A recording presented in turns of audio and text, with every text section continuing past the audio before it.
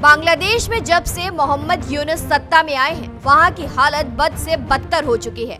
आम लोगों पर अब रोजी रोटी का भी संकट मंडरा रहा है।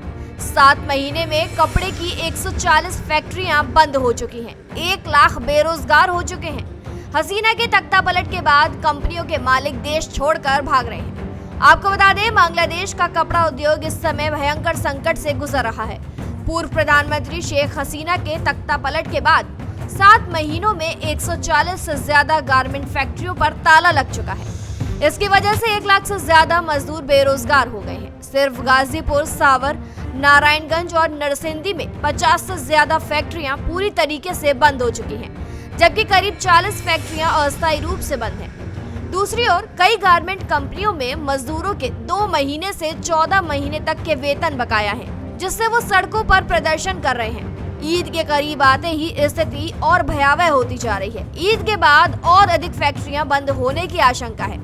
इसके बावजूद सरकार और गारमेंट मालिकों ने कोई कदम नहीं उठाया है। Bangladesh garment manufacturers and exporters association के सूत्रों के अनुसार 20% ऑर्डर देश से शिफ्ट हो चुके हैं। अब ये order Bharat, Vietnam, Sri Lanka, Indonesia और पाकिस्तान को मिल रहे हैं। गारमेंट फैक्ट्रियों के अचानक बंद होने के पीछे मुख्य रूप से 2 बड़ी वजह बताई जा रही हैं: आर्थिक मंदी और राजनीतिक अस्थिरता। हालांकि इस संकट में एक दिलचस्प तथ्य ये भी है कि बंद हो रही ज्यादातर फैक्ट्रियां पूर्व प्रधानमंत्री शेख हसीना की पार्टी आवामी लीग से जुड़े नेताओं की हैं। इनमें हसीना के विदेशी निवेश सलाहकार सलमान एफ रहमान की बैक्समो कंपनी भी शामिल है। बीते साल माह में बैक्समो की 15 फैक्ट्रियां पूरी तरीके से बंद हो गई हैं। इसके अलावा आवामी लीग के मंत्री गाजी दस्तगीर की भी कई फैक्ट्रियां बंद हो चुकी हैं। लेबर नेता मोहम्मद मिंटू कहते हैं कि बैक्समो में गारमेंट सेक्टर की दिग्गज कंपनी थी।